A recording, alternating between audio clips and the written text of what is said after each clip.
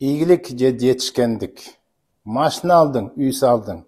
Ал ийгилик эмес. Ал приобретенный, сатып алса да болот. Диплом алдың, илим алдың. Балким ал бир ийгилик. А эгерде адам өзүн эчтекеден жаман зыян бере турган нерседен тыя албаса, ал итчилик.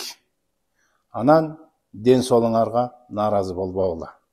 Арак ичсең, тамеки чексең, жаман адаттардан, энергетиктерден ичип, диванда отуруп жатып эле сотко карай берсең, ал зыян, ал ден соолукка тескери. Ден соолукта болгуң келеби? Анда ийгиликке жетиш. Ошо өзүңө зыян берген нерсени, нафсыңды жеңиш. Бүгүн бир пациент келди, 60-ка чыгып, оору, итерейет, адышка, өлөйүн деп калган, өпкөсү жарабай калган, иммунитети жок. Эмне үчүн? Тамеки чегет. Тамекини ташта десе, мен 30 жылдан бери көнүп калган.